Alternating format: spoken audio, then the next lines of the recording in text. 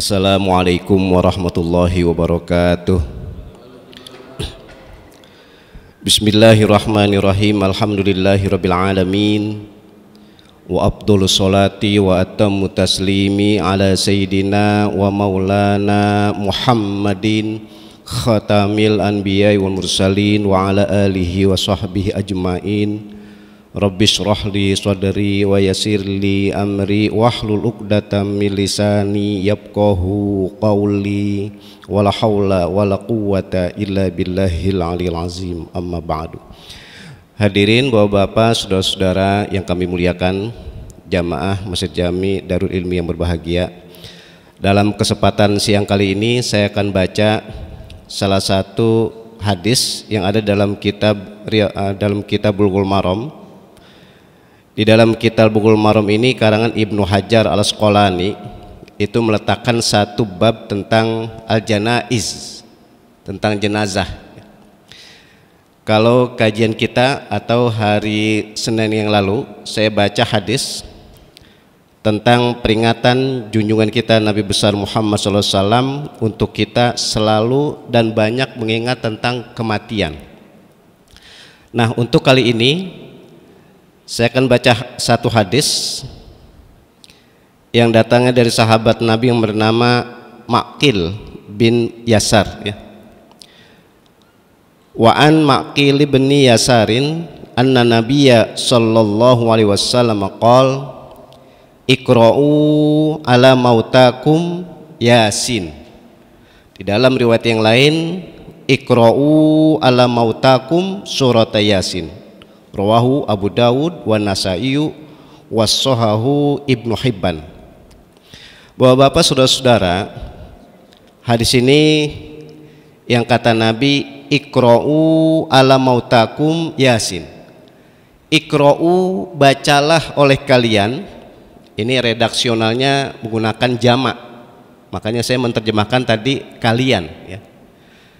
Jadi kata Nabi, bacalah oleh kalian mautakum. Nah, ini kita artikan dua nih. Mautakum itu bisa diartikan bacakanlah oleh kalian orang-orang yang akan mati di antara kalian. Atau mautakum bisa diartikan bacakanlah oleh kalian mautakum orang-orang yang sudah mati di antara kalian. Apa yang dibacakan? Yasin, ayat surata Yasin, surat Yasin. Bapak-bapak, saudara-saudara, yang menariknya ini kitab Bulughul Maram itu secara spesifik sebetulnya bicara masalah ilmu fikih. Jadi hadis-hadis yang berkaitan tentang fikih. Tapi tadi saya bilang menariknya oleh Imam Ibnu Hajar Al-Asqalani, pengarang kitab Bulughul Maram ini meletakkan bab janaiz, meletakkan satu bab khusus tentang jenazah. Memang kalau ada orang Islam yang mati, saya pakai bahasa mati itu bukan bahasa kasar, ya. Mati itu bahasa Arab. Jadi kalau kita bilang orang itu mati, itu mulia, ya. Bukan harus meninggal. Meninggal itu kan karena bahasa Indonesia aja. Tapi intinya kalau ada orang Islam mati, maka orang Islam yang ada di sekitar itu wajib menunaikan 4 perkara, yaitu memandikan, mengkafankan, menyolatkan, dan menguburkan. Itu mutlak udah. Jadi sekali lagi, kalau ada orang Islam mati, saya bilang orang Islam yang ada sekitar itu, bahasanya sekitar itu berarti tetangganya, ya, siapapun itu, entah itu karena tetangga aja, entah karena kawannya, entah karena saudara. Pokoknya orang Islam yang ada sekitar itu wajib menunaikan 4 perkara. Nah, tapi di antara selain 4 perkara ini ada kewajiban-kewajiban yang tapi tidak masuk dalam 4 perkara itu, gitu. Di antara kewajiban ini yang sangat populer sebetulnya adalah mendoakan orang yang sakit dan mendoakan orang yang sudah meninggal, itu hukumnya wajib. Jadi mendoakan orang yang akan meninggal atau mendoakan orang yang sudah meninggal itu hukumnya wajib. Makanya diciri khaskan mendoakan orang yang sudah meninggal itu sholat jenazah. Maka sholat jenazah itu simbol mendoakan orang Islam yang sudah mati. Sehingga satu pun kalau ada orang Islam yang mati, tetangganya enggak ada yang menyolati, maka semua tetangga itu berdosa. tapi satu aja ada yang menyolati maka gugur kewajiban itu. Itu disebut namanya fardu kifayah. Udah. Nah, di sini bimbingan junjungan kita Nabi besar Muhammad SAW, kalau ada orang yang akan mati. Jadi ulama bilang mautakum itu akan mati. Berarti kata-kata yang akan mati itu ya sudah sakit parah. Sudah sakit parah, atau mungkin bahasa saya sudah sakit menaun, sudah lama ya. Nah, orang yang model seperti ini Nabi menganjurkan kepada kita itu untuk membacakan surat Yasin. Makanya dalam kesimpulan hadis di sini saya coba simpulkan pertama begini. Orang yang akan meninggal itu sangat dianjurkan kita bacakan surat Yasin. Tapi redaksionalnya mautakum, orang yang sudah akan meninggal. Ya mungkin bahasa kita umumnya apa? Sekarat kan? Tapi kalau kita punya tetangga, punya keluarga, saudara-saudara, dia lagi sakit gigi, jangan dibacain surat Yasin. Kalau dia sakitnya puyeng-puyeng aja, jangan dibacakan surat Yasin. Ya, makanya surat Yasin itu dibacakan yang sudah mautakum. Sehingga bahasa mautakum itu bukan berarti yang sakit itu masih sadar, udah enggak sadar pun tetap kita bacakan surat Yasin. Siapakah mereka? Ya mungkin sudah dalam keadaan koma. Kan ada bahasanya orang yang sudah dalam keadaan koma, udah enggak sadar, itu tetap dianjurkan dibacakan surat Yasin. Berarti kesimpulan pertama, kata-kata mautakum itu yang potensinya bahasanya 99% itu tidak akan sembuh lagi gitu. Atau bahasa kasar kita ini meskipun kita nggak tahu, 99% itu akan mendatangkan ya ajal, atau mendatangi ajal, atau didatangi kematian. Nah, itu yang pertama kesimpulannya. Jadi orang yang sudah akan mati itu sangat dianjurkan dibacakan surat Yasin. Yang kedua, di sini lafaz yang dikemukakan oleh Nabi, iqra'u, bacakanlah oleh kalian. Bapak-bapak, saudara-saudara, ini peringatan buat kita ini. Sekali lagi peringatan buat kita. Orang itu kalau sudah mau mati, tidak ada yang diharapkan kecuali bimbingan biar ketika dia mati dalam keadaan husnul khotimah. Itu nggak bisa ditawar udah. Orang meninggal itu patokannya husnul khotimah kalau meninggal dalam keadaan beriman, atau ketika meninggal masih dalam keadaan berislam. Maka ulama menjelaskan, dan ini sering saya kemukakan, termasuk kemarin saya isi pengajian di salah satu daerah Cijantung. Orang kalau sudah beriman itu berarti mendapat nikmat yang paling besar. Tapi nikmat yang paling kecil itu nikmat sehat fisik. Makanya kalau sudah mendapatkan nikmat yang paling besar, meskipun fisiknya lemah, meskipun fisiknya sakit, tetap mau ibadah karena sudah mendapatkan kenikmatan yang paling besar, yaitu beriman, berislam. Tapi ternyata Nabi membimbing kepada kita, kalau ada orang yang akan meninggal, itu kita bacakan surat Yasin. Kenapa? Dan ini menggunakan lafaz jama', iqra'u, bacakanlah oleh kalian. Sebab orang dalam keadaan sakit juga sangat potensi untuk murtad. Sekali lagi, orang yang sudah dalam keadaan sakit bisa saja putus asa, bisa jadi untuk murtad. Makanya yang dimaksud oleh Nabi ini membimbing biar orang yang mau meninggal itu jangan sampai murtad, tetap ketika meninggal dalam keadaan beriman. Nah, patokannya husnul khotimah itu kalau meninggal dalam keadaan beriman. Makanya kalau ada orang meninggal, terus kita tahu kemarin ini dia beriman, dia berislam, sampai meninggal dia enggak murtad, maka pantaslah kita ucapkan husnul khotimah. Tapi kalau ada orang beriman, berislam sebelumnya, tapi ketika mau meninggal atau waktu sebelum dia akan meninggal, dia murtad, maka itu disebut namanya su'ul khotimah. Nah, murtad itu apa? Kan bahasa kita begitu. Pokoknya orang mau meninggal, kalau dia sudah tidak beriman lagi, tidak berislam lagi, itu su'ul khotimah. Tapi ketika meninggal dalam keadaan beriman, berislam, berarti husnul khotimah. Di luar perbuatan dia, masalah ibadahnya, masalah banyak berbuat maksiatnya, itu patokan selanjutnya. Tapi intinya ketika meninggal beriman itu husnul khotimah. Nah, yang tadi saya bilang, kemurtadan itu bukan berarti dia ucapkan keluar dari Islam aja. Bahasa mudahnya begini, orang kalau murtad bukan berarti dia bilang keluar dari Islam, bukan itu aja. Apa contoh orang murtad? Orang murtad itu ketika mengingkari kewajiban itu murtad. Oke, saya contohin gini. Ini kita sholat zuhur tadi adalah sholat wajib, dan wajib mutlak udah. Makanya kalau ada orang enggak sholat zuhur karena malas, dia bukan murtad. Tapi kalau ada orang enggak sholat zuhur, enggak sholat asar, enggak sholat maghrib, enggak sholat isya, dan enggak sholat subuh, itu karena mengingkari kewajiban sholat itu murtad.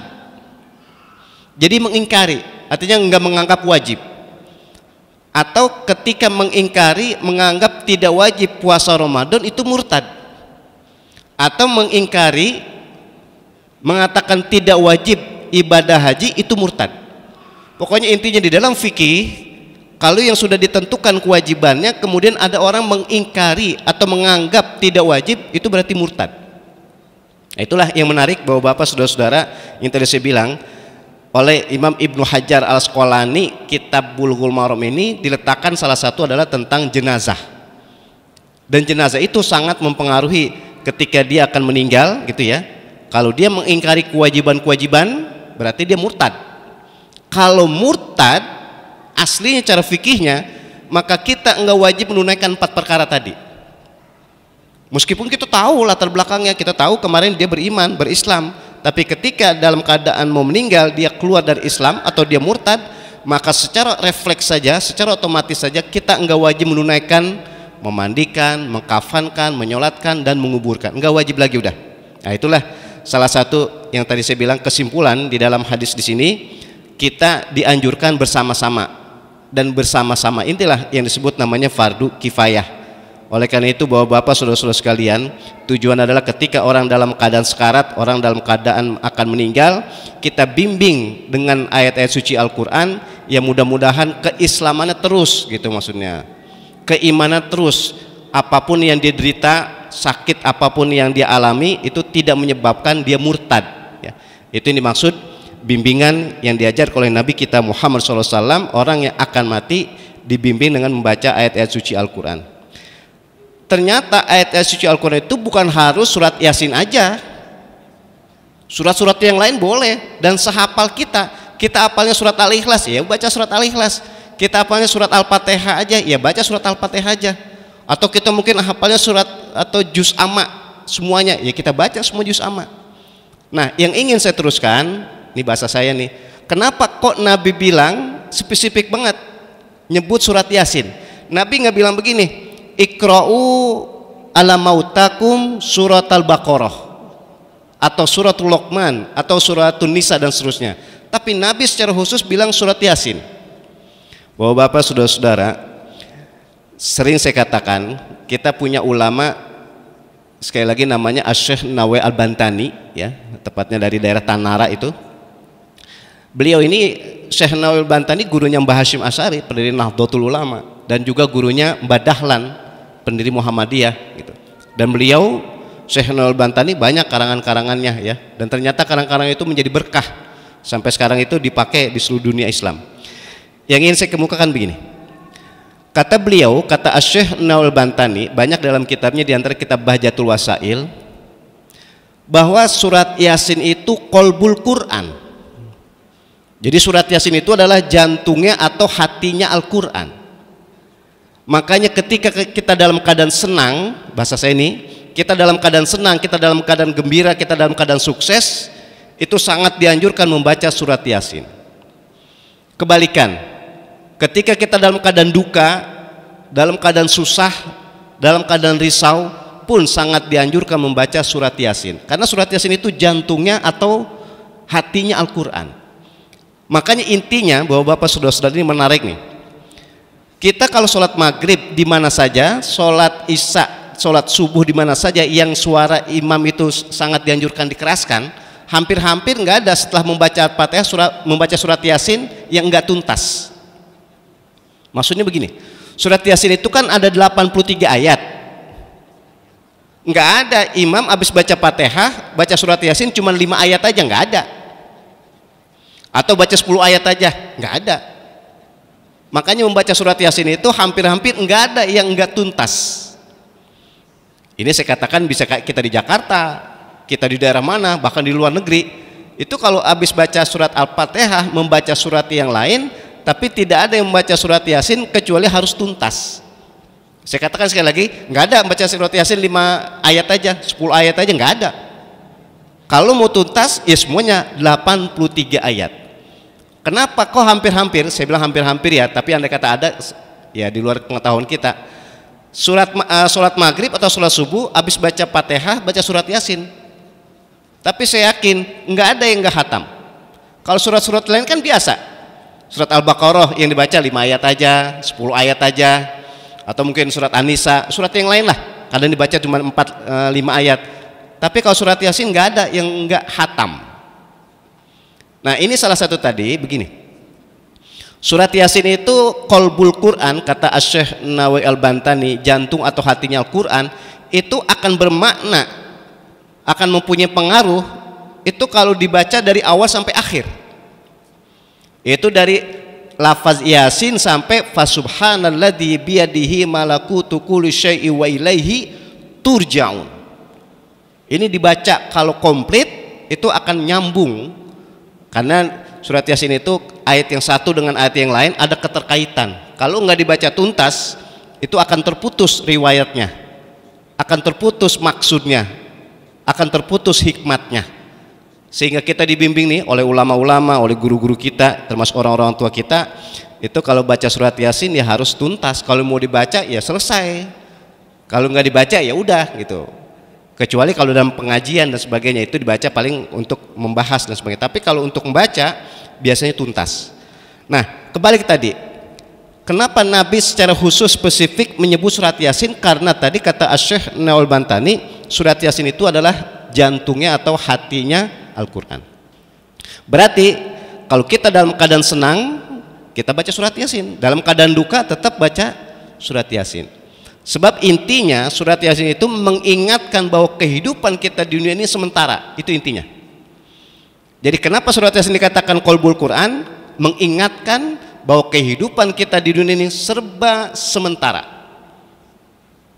dan itu pasti tidak akan abadi. Satu. Yang kedua, ketika kita mati itu bukan kemauan kita, akan tetapi kematian seseorang itu turja'un. Surat Yasin itu ada 83 ayat, ayat yang terakhir lafaznya turja'un. Berarti kematian itu bukan kemauan kita. Ora kena ora, jadi unjuk, mau nggak mau, suka nggak suka, itu akan turja'un, dikembalikan. Makanya syair dalam kitab Nasoihul Ibad, lagi-lagi kitab Nasoihul Ibad dikarang oleh Asy-Syaikh Nawawi Al-Bantani, dikatakan al-mautu ya'ti bagtatan. Kematian itu datangnya tiba-tiba. Ini kan korelasinya nyambung. Berarti tepat, kematian itu bukan kita yang mau, akan tapi turja'un, dikembalikan. Sehingga kata syair tadi al-mautu ya'ti bagtatan, kematian itu datangnya tiba-tiba. Nah itu diingatkan di dalam surat Yasin. Berarti kita semuanya akan mati, dan ketika kematian itu bukan berarti kita mau, bukan berarti sesuai kemauan kita, akan tapi sesuai kehendak Allah Subhanahu wa Ta'ala. Kalau katanya bahasanya kalau kematian itu semua kita, bisa jadi nggak ada yang mau mati buru-buru. Tanggung ada acara ini, tanggung ada kegiatan ini, tanggung ada kesibukan ini, ya ini nggak ada yang mau. Ternyata karena turjaun itu, maka sehingga kematian itu nggak bisa ditentukan karena adat. Nggak bisa kematian itu ditentukan karena situasi, enggak. Apa contohnya? Adatnya, kebiasaan. Nggak ada rumusnya kalau kematian itu harus tua dulu. Nggak ada kematian itu harus sakit dulu. Ini pencernaan nih, penjelasan dan perenungan buat kita. Nggak ada orang mati itu harus berumur 60 tahun ke atas baru mati, atau orang mati itu harus sakit dulu, enggak gitu. Ternyata kausalitasnya, sunatullahnya, ada orang meninggal masih muda, baru 20 tahun, 30 tahun, bahkan masih anak-anak. Atau yang kita lihat enggak sakit-sakit, tahu-tahu mati. Kebalikan, ternyata yang tua-tua masih hidup, atau yang sakit-sakitan masih hidup. Ini disebut namanya tadi surat Yasin itu pertama mengingatkan kehidupan kita di dunia ini sementara. Satu. Yang kedua, ketika kematian itu bukan kehendak kita, itu kehendak Allah Subhanahu wa ta'ala. Dan inilah salah satu bahwa Bapak saudara-saudara mengingatkan kembali bahwa junjungan kita Nabi besar Muhammad SAW itu sangat-sangat menganjurkan kita membaca surat Yasin kepada orang yang akan mati. Dan ternyata bukan hanya akan mati kita bacakan surat Yasin, akan tapi yang sudah mati. Oleh karena itu mudah-mudahan kita semuanya dapat menjiwai, menghayati bimbingan junjungan kita Nabi besar Muhammad SAW, sehingga kita dapat aplikasikan, kita dapat amalkan. Mudah-mudahan di dunia kita dalam keadaan bahagia, nanti di akhirat pun kita bersama orang-orang tua kita, guru-guru kita, sanak famili kita, tentu bersama beliau Rasulullah SAW di surganya Allah Subhanahu wa taala. Amin ya rabbal alamin. Ini saja yang dapat saya sampaikan, mudah-mudahan ada hikmat dan manfaatnya. Kita tutup dengan doa, kita awali dengan membaca Ummul Quran, Al-Fatihah. Bismillahirrahmanirrahim. Alhamdulillahirabbil alamin arrahmanir rahim maliki yaumiddin. Iyyaka na'budu wa iyyaka nasta'in ihdinas siratal mustaqim siratal ladzina alaihim. Wa'fuani karim, wa'fuani karim, wa'fuani ya mujibas sa'ilin. Allahumma a'inna ala dzikrika wa syukrika wa husni ibadatik. Allahumma ighfir lana dzunubana wa liwalidayna warhamhuma kama rabbayana shighara. Allahumma anfa'na bima 'allamtana wa 'allimna ma yanfa'una wa zidna ilman nafi'an wa amalan mutaqabbalan bi rahmatika ya arhamar rahimin. Walhamdulillahi rabbil alamin. Assalamualaikum warahmatullahi wabarakatuh.